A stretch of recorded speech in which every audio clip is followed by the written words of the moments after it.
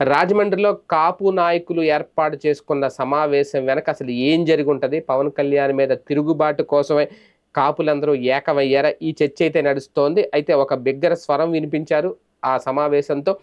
కాపు రిజర్వేషన్ల అంశంలో మాట తప్పిన కూటమికి ఒక జలక్కివ్వబోతున్నారు అనే సంకేతం. అయితే దీని వెనక అసలు వ్యూహం ఏంటి అనేది ఒక చర్చ. ఎందుకంటే మొదట సమావేశాల ద్వారా కూటమి ప్రభుత్వాన్ని అప్రమత్తం చేయడం అనేది ఒక మార్గం ఎంచుకుంది కాపు సామాజిక వర్గం అనేది ఒకటి. అలాగే రాష్ట్ర వ్యాప్తంగా పలు జిల్లాల్లో ఇదే తీరు నిర్వహిస్తారు అనేది కూడా ఒక హెచ్చరిక జారీ చేశారు. అంటే జనంలోకి మెల్లమెల్లగా వెళ్ళబోతున్నారు, క్రమక్రమంగా ఈ అంశాన్ని మళ్ళీ తీసుకురాబోతున్నారు అనేది ఒకటి. అయితే కాపులకు ఏ విధమైన న్యాయం జరగాలి అన్న దాని మీద అయితే ఆలోచిస్తున్నారు.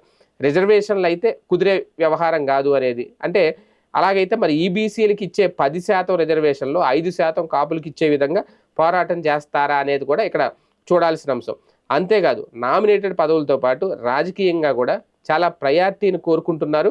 అలాగే సంక్షేమ పథకాలు ప్రత్యేకించి కాపులకు కూడా కొనసాగించాలి అనే డిమాండ్ ఉంది అనేది. ఏది ఏమైనా కాపుల్లో అయితే మెల్లమెల్లగా ఒక అసంతృప్తి అయితే కనిపిస్తోంది.